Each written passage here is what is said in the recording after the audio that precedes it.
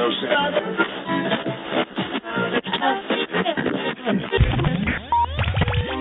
listening to Thrift Store Chat, episode 5 with your host, Joe. And on today's show, we got Steven from the Bolt City Exchange.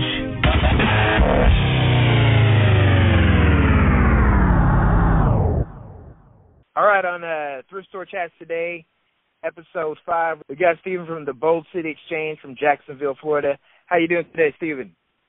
Man, I'm hanging in there, man. How are you? I'm doing great. Welcome to Thrift Store Chats. And, hey, can you tell the people, a little bit about yourself, like how you got started doing eBay or Amazon? I'm not for sure what all you do, but can you just tell us your kind of background and your story and how you got started? Yeah, I got started a few years ago. I was in the Navy, and I got started in there. I was running basically eBay sales and flipping things on Craigslist from my barracks room, just to bring in a little extra money, and went from there, got out of the Navy, and kind of took a break from it for a while, but got back into it with my wife. We do mostly eBay right now. Every now and again we do some Craigslist flipping, and we're loading up on inventory for Amazon. We're going to be starting up FBA within the next month or so. We missed out in the fourth quarter last year and saw the money that people are pulling in. It's just something we can't pass up anymore. So we're gearing up for that, and those are kind of the avenues we get into. How did that all work when you were selling stuff out of your barracks? Was it just like you had a office there, or computers, or access, or how'd you keep your storage and stuff? I was in a pretty cushy barracks.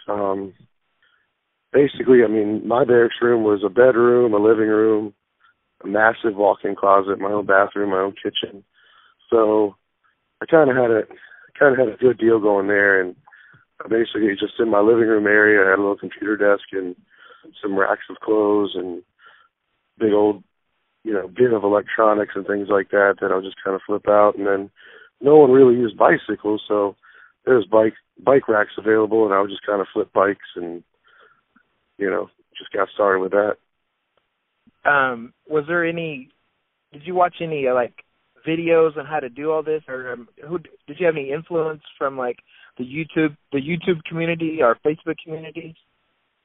In the beginning, no. I just, I saw some people doing it and that I knew, because I'm originally from CP's neck of the woods down there in Port Charlotte, Punta Gorda, Florida. And I hadn't heard of him yet, but I just saw some people do it down there, so I kind of applied that to where I was stationed here in Jacksonville. Kind of applied it to that, and then when I got back into it about 2.5 years ago, it was CP that I discovered. I literally Googled, things to sell on eBay, and I think he had a video titled something very similar. And that kind of brought me to him, and studied up on all his videos, and that led me into Steve Rakin, and studied his videos, bought his books and programs and all that, and just kind of started running from there. And through that, got into the green room and Bonafide Hustler, and now everyone else is, kind of in the game doing it. What do you and your wife mainly sell? These days, mostly it's men's clothing, sporting goods, some electronics, although I'm kind of finicky about that. But if I can test the item and know it's good, then I definitely am willing to sell it. We get a lot of TI 83, 84, 89 calculators around here, so constantly flipping one of those. But yeah, I'd say probably 90% of my inventory is men's shirts and suits and shoes. What would you say is the most common shirt that you find that you like to sell online at any? You could find it at any Goodwill usually, or any thrift store, garage sale. Oh man, every time we go out, we find Brooks Brothers and Ralph Lauren. Those are probably the two most common. Typically, what we do is we take them and we throw them aside and we build lots by size, based more off of measurement than the tag size. Because, they can vary within the tag size, so we kind of put them into bundles of 5 to 6 shirts and sell them like that. That's basically, we sell a lot of bundles. How much do you usually get for like a bundle of like Ralph Lauren 5 or 6 shirts? I mean, if they're, if they're real good colors, real bright, real vibrant, we can get for like 5 shirts. We've gotten up to $120. Oh, Probably averaging between $70 and $100 though. wow, that's really good. It's not bad. It's not bad. Yeah, because I hear a lot of people talking about bundles on Amazon, but I never even really thought about doing bundles on eBay. But that's actually a great idea. Yeah, we just like you just put a lot of 5 Ralph Lauren, plaid button-down dress shirts or something like that, and they don't sit very long. They only sit for like a week or two typically, and the same goes for Brooks Brothers. It just seems like people like the bang for their buck. Instead of buying, one shirt for $80 new, they can buy 5 gently pre-owned shirts for the same price, and it works for them. It works for us. So, how many items do y'all have in y'all store currently? Currently, we're kind of low because we've been kind of focusing on the book and gearing up for Amazon. So, right now, I think we only have like 110 to 120 in that zone. Okay. Well, but typically we're between 150 and 200. We do it smaller, but we both work full time and have a young son. So, and I'm also in college, so a lot of times taking up my other endeavors. I also work full time and do eBay. When do y'all find time to do y'all's eBay business? Because actually, the last 4 guests I've talked to, they were full time eBay or online sellers, but this is the first time I ever had someone who actually has a full time job and doing eBay. So when do you work it in your schedule? How does that work for y'all guys? We basically do a lot of, because basically weekends have been focused on my college classes, trying to finish up that. So right now I'm finished the semester, so we do a little more on the weekends now. I don't work on Mondays. I work basically 4 12-hour days. So Mondays I typically drive out to the places I source, which within Jacksonville it's kind of crappy, but if you go to the outskirts, there's definitely some good stores out there. So usually drive around on Mondays and find what I can, and when I get home in the afternoon, I sit down and list as much as I can, and then I try to make it a point to list, at least 5 items every day, if I can. So, just kind of fit it in there where wherever we're able to. Okay, yeah, that's what you got to do. You got to find the time, and seems like all my time is usually in the evening times. After 9 to about 12, I'll be listing or looking up stuff or researching and doing what I got to do.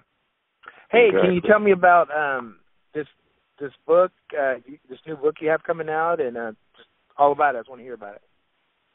Yeah, man, we're pretty excited about it. It's taking a little longer than we expected. We've been editing it for like 2 weeks now, but it's right there on the cusp of being ready and put out there. It's basically, about 108 brands of jeans that you can find, and, it kind of teaches you what to look for, what, brand recognition that, you might not have heard of, and brands that you see all the time, and different strategies in selling them. We started off with jeans when we didn't know anything about, thrifting and reselling. So we started off with jeans. We had a lot of success, and to this day, when we find a good amount and we get good returns on them, and I just noticed that there was kind of no one was really talking about it in the green room. No one was really talking about denim. I mean, obviously Steve Ray can, shout out to him because he mentions it in his books a little bit, but no one was really focused on just denim. I just felt like it was an overlooked aspect of the thrift store where there's a lot of money just sitting there for the taking. And so yeah, we're real excited about it, and it's the first in a series that we're hoping to do of guides. We don't know where we're going. We have some things in the works now for 2 and 3, and then some ideas further on. But we just wanted to put that knowledge out there and make a little extra money for ourselves, and help people out.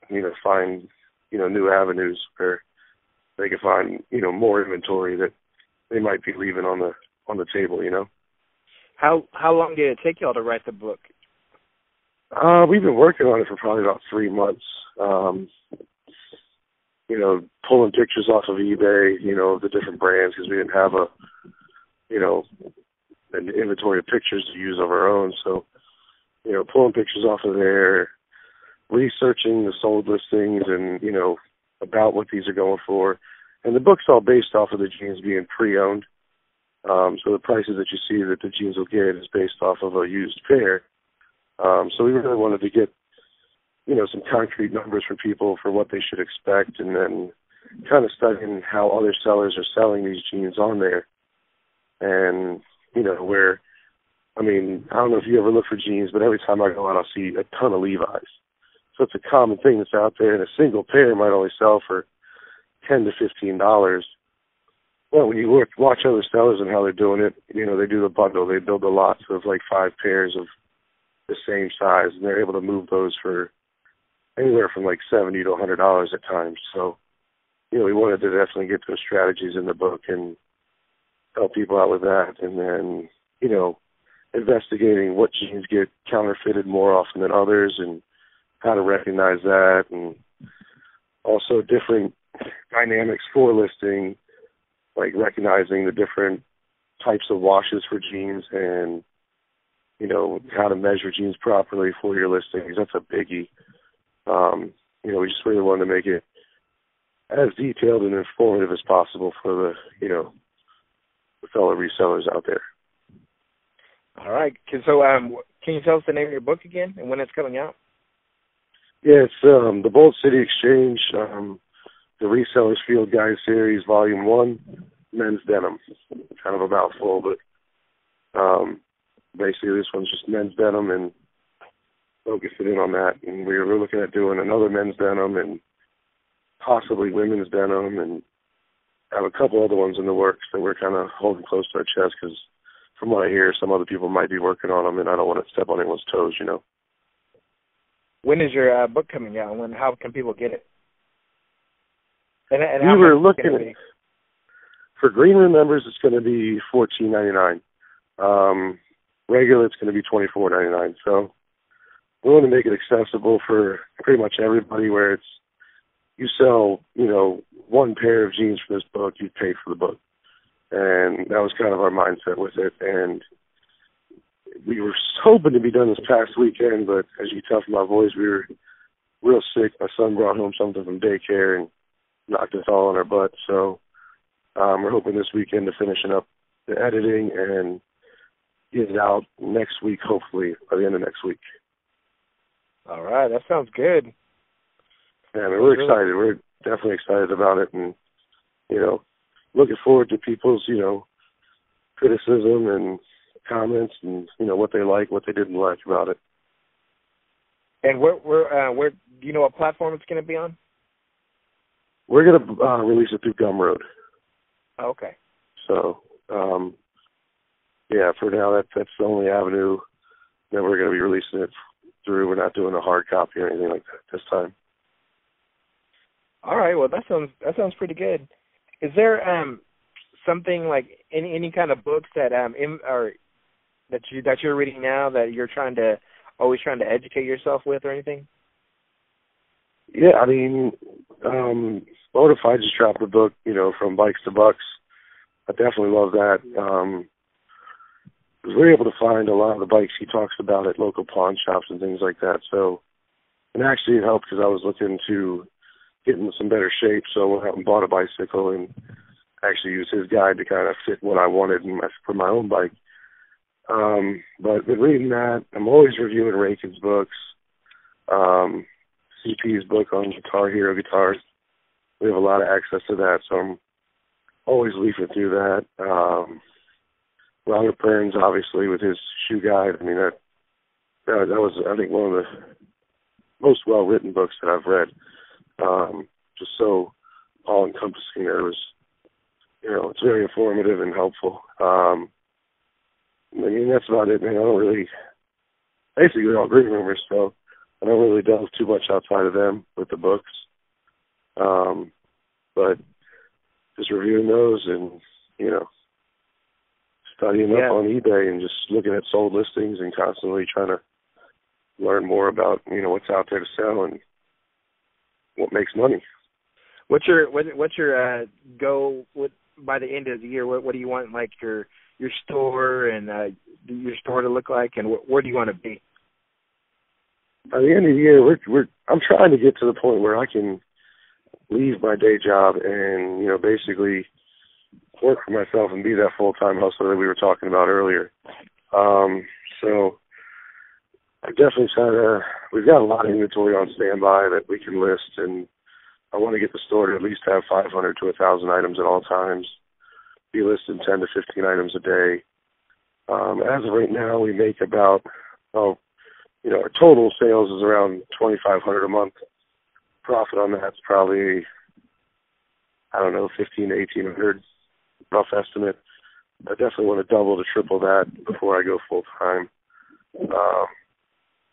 But we're definitely looking at me leaving and going full time. My wife has a real good job with the benefits and all, and so she'd keep that, and that way we'd have health care and dental, and me staying home with my son full time would be, that'd be the ultimate for me, just to be able to spend that much more time with him and, be able to go out, 3, 4, 5 times a week. I definitely think would be advantageous to our business. So we're looking at that, and we're looking at getting into FBA and taking that dive. My wife's taking the lead on that a little bit. She's been studying up on that and figuring out, different strategies that she wants to use for that. And I mean, I swear the woman's in love with Cody Hawk. She's always watching his videos. So, but, she's definitely gearing up for that. And we've got probably, 5,000 books just sitting on deck, and board games, and brand new board games, and just her FBA collection that's just taking up like 2 or 3 closets in our house. So, is that where you store everything in your house? Good now, yeah. We've looked into storage units. We're about at the point where we've outgrown our space. So most likely pretty soon we'll be looking at getting, a 10 by 10 or a 10 by 20 storage unit to kind of store everything. But, for right now we just operate right out of our house. Okay, that's pretty good. Yeah. When, like you said, when y'all first started, was it hard to convince your wife to get involved with all this, or was she always in it from the beginning? She's always been in it. Excuse me. She's always been in it. It wasn't hard at all because basically I do most of the listing, most of the, packing and shipping, pictures, all that. She's, what you think of a woman, she loves to shop and she loves to learn. So we go out and do a thrift store and, we break, off into 2, and it really made it super easy to be able to get through a thrift store within minutes because she could hit one side of the men's racks, I could hit the other, and we'd work in towards each other. And, it's just honestly, I think it's a great advantage. I mean, if anyone has a loved one out there that might be mildly interested, just, include them because it's just 2 sets of eyes that are in the store that, can help each other out and, brings in the donuts, man. I mean, that's all there is to it. That's why we're all doing this. Yeah, that's true. Actually, my wife, she does the shopping. If we go to the thrift store, she knows what shoes to look for. So she's always bringing me. She's like, here, how about these shoes or these shoes? And she'll just drop in the basket. I'm like, yeah. So whatever she finds, and she'll just bring it to me, and I'll just say, okay, let's try it. If I've never sold it before, I'll just, if they look decent, if they look fine, or whatever product it may be, shoes, clothes, I'll take it. Yeah, we've done more women's shoes than I ever thought we would, just because I don't know anything about that avenue. But she'll just come up to me with. One time it was just some basic looking flip flops, and they were I think $4 at this thrift store, and she's like, "Oh, we're gonna get these," and I'm like, thinking nothing of them. Within a week they were sold for like $89. Oh wow! So she's done that on definitely more than one occasion. Even baby clothes. She's picked out great baby clothes and women's dresses and things like that we don't really do too much in, but, she always takes a look, I think, for herself, but at the end of the day, she might run across something that, might not be for her, but, she knows she can make some money on. So I mean, there's another, advantage to it is they know things that we don't, and, they, just continue to help out with the business. I think there's definitely potential at every thrift store, because I walk past baby clothes all the time, and women's dresses, women's clothes. I mean, only if there was a book out there for all those genres or all those different products. You could go into a thrift store, maybe one, and every category you could probably find a few things, and maybe you could walk out with more money than you would if you just go. If I'm just going in there looking at shoes and men's definitely dress shirts, or Yeah, baby clothes and baby shoes is another one of them that we're thinking about doing, just because we've done so well on it. I mean, I typically only scan the baby clothes and toddler and young children's clothes for jerseys and shoes, but I mean, just this week I think I've made around $150 on baby shoes. So I mean, we buy them for my son. Right now he's wearing a size 6C, and he's got probably 45 pairs of shoes for himself that we've gotten for $1 at Goodwill. And they're LeBrons, they're Kobe's, they're actually had a pair of Kobe Bryant's from 2005 that were perfect. Kevin Durant's, Timberland's, the whole gambit. And basically what we've done with his previous pairs is once he grows out of them, we throw them up on eBay because, he keeps them pretty clean. And, we give him for $1. He wears them for, 5-6 months. We sell them for $25-$30. So, I mean, there's a ton of money in thrift stores that people just, don't even think about. And, I mean, those are definitely some of the avenues. When you go through the baby section, we find stuff new with tags all the time. And you got the brand Carter's, which is a big baby brand, really, really popular. I mean, we find brand new with tag Carter stuff all the time. And, we put together 10 onesies, new with tags, throw them on eBay. If you get them for $1 a piece, you're looking at significant money for that, $50 plus easy. Because people are getting, a bundle that they like, and you're getting this inventory dirt cheap. Because I think every thrift store I've been to, Goodwill, Salvation Army, mom and pop spots, the baby clothes are always like just about $1. They're just so cheap to get into. So, I mean, no one else is writing a book on that. I'll go ahead and I'll take the lead on that one too, because I think definitely people need to branch out and look at that. Yeah, I think that would be actually a great book, and I think it would appeal to a lot of people, not just I think everybody would, because everybody's there. I mean, everybody's always looking for something to sell, especially if they can get it cheap and sell it for high. Definitely. That's the name of the game. And I mean, like I said, I don't know much about Amazon yet, but I know you can sell clothes on there once you get ungated, and I'm guessing baby clothes would be a big one on Amazon. If it's, I don't know if you can sell used clothes on Amazon or not, truthfully, but I mean, even the new tag stuff, I'm pretty sure there'd be some pretty heavy profit in that for people. When you're looking at stuff, what do you try to say? How much profit can you get off of it? Like what's like your margins that you try to look for if you buy something for $1 or $2? How much are you trying to get? When it's $1, $2, I'd like to get over 10. But I basically live by the rule of if I can triple my money on an item. So most men's shirts that we come across are $4.99 or $4.65 actually, but after tax they come to around $5. If I can get $15 or above, I'm happy. Obviously I'll price it higher if I know I can get more, but as long as we're tripling our money on it, I'm pretty happy with it. I mean, it's not ideal. It's not, making a ton of money, but, like I said, we almost do this. It's more than a hobby, but it's kind of close to that, if that makes sense. Yeah. So if we're tripling our money, and we typically do that. I mean, there's always a time where you get a shirt and you get home and didn't realize there was a little stain on it, or it's missing a couple buttons, or something stupid happens where you make a mistake and don't notice something. On those items, I usually, I throw them up there for, if I got it for $5, I'll just throw it on there for $10 and just try to get rid of it. But typically speaking, we try to triple our money on anything. When it's real low in price, like $1, selling it for $3 just isn't worth my time at that point. So we try to aim for 10 or above on that.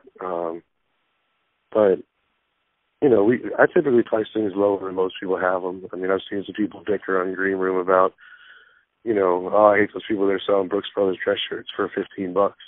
I'm that guy. I do that all the time.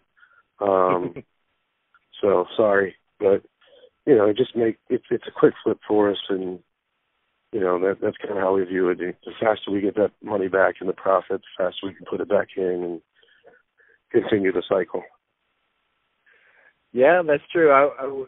What's like your process when you get it? Do you when you get something home, do you look it up, and do you try to find the exact one, and do you look up the price? Like, are you looking up the price by the highest or by the lowest, or do you try to buy like the recent sale prices? I usually the recent sales. Excuse me. Try to find a good median number, and I don't. We really actually, if we're not familiar with an item, we're looking it up in the store, so I already have an idea in my head of what I think I can get for it. So the process when we get home is pretty streamlined, where we just lay everything out on. We have a big table, and we kind of go lay it all out nice and neat, and one by one go through the items and put it on our inventory sheet. And that basically breaks down the measurements, the size, the details of the clothing. And then from there, we just kind of go in reverse order and just start, taking photos of everything. And then once I have all that, I plug up the camera and bring over my little list, and I just start listing. How long does it take you to usually list your 5 shirts a day or 5 items a day? Not even an hour. Not even an hour. I mean, I get off work at 6 and typically play with my son and do stuff for an hour and a half, 2 hours till he goes to bed, and then from like about around 8:30 to 9:30, I'm sitting at the computer just knocking out a couple listings. So they take typically, because generally speaking, what we do is we get the listing details done and the photos done beforehand, so I can just sit down at the computer and plug it in and go. So like I said, most Mondays is how I do that, and I have all that just kind of sitting and waiting. So really the sitting down and listing part is, just inputting information and uploading pictures and being done with it. It goes quick. So if something sells today, do y'all get up early in the morning and do the shipping, or how does that work? Yeah, we ship next day, everything. A lot of stuff same day. I mean, this morning, for instance, I woke up and I had a jersey sell as I was getting ready for work, and I just threw it in a poly bag and dropped it off. I have a post office right on my way to work, so that person's item's already in the mail. But everything's done, for next day. So I typically go to bed around 11 o'clock, and I'll kind of wrap up everything after I'm done listing for the day. Wrap up everything that's sold for the day and get it in a pile, and then take it out on the way to work the next day. That's pretty good. It sells overnight, which we have a lot of sales throughout the middle of the night. I usually get up around 6 and look at my phone to see if anything's sold. If something's sold, then I'll get up there, and if nothing's sold, I'm laying back down. That's actually kind of nice to look at your phone and wake up and realize that you had like three sales or even one sale. Yeah. It's like, well, I guess I gotta get up and start this. Do you offer best offer on any of your items? Yeah, we do. I've actually been shying away from best offer the past about month. But typically we would do, buy it now or best offer. I always set like a minimum that I want for it, and then I'll go a penny lower and reject all offers below that. But yeah, we did a lot of best offer. I've been just trying a different strategy lately and just doing straight buy it now. I don't mess too much with auctions. We never had a lot of luck with it. some people do, but I mean, it's just never worked for us. So right now we're just, everything I'm listed, I'm doing basically straight buy it now. And it's been working okay for the past about month. We're doing pretty good with that, so. Yeah, best offer, man. It seems like every time I put best offer on something, I get below like 50% all the time offers. It's crazy. Yeah. That is definitely the annoying part. I mean, and that's why you set that kind of line for, where you're not having to field that offer. You just, if you got the item up to $25, buy it now, and you're not willing to take, less than 15, I put it, reject all offers less than $14.99, and kind of takes it out of your hands. You don't have to worry about it. Yeah, I actually kind of think it's good to have best offer. I heard some person talk about if you put it on there, it kind of like can just stir up traffic, because like when somebody goes and they're looking at an item, it already says there's an offer. Offers are already being taken. So, that kind of gives the other people opportunity to maybe like give you a better offer. So, and actually sometimes I get really great offers and I'll just take them. So. Oh yeah, definitely. I mean, there's definitely advantages to it. We're just trying to do something different than that lately, but a lot of people are real fair with their offers. You got something up there for $50 and they come at you at 48. They want to feel like they got a deal, and I understand that, and I'm cool with that. And you're only getting $2 less than you wanted, so the margin's there for you. Obviously, it's an easy take. But like you said, the flip side to it is the people that come at you, and you got $50 and they say $5, and it wouldn't even cover the shipping on it. So, but I mean, it's just something you got to expect on there. I mean, people are just kind of hoping, I guess, you make a mistake and take it, or you're desperate. I don't know, but it's just part of the ball game, and we'll probably go back to using it pretty soon here. But for right now, we've just been kind of doing a lot of buy it now. Do you get a lot of customer complaints, or how do you deal with that? Knock on wood, we've been really lucky. About 2 weeks ago, I did have a couple of people. One guy said my shirt had a collar stain and had bleach stains on it and smelled horrific. And I'm like, damn, man, I made a lot of mistakes on that. And I'm pretty sure he was just trying to get his money back and to keep the shirt. And I just go ahead and do it, man. It's just not worth fighting it.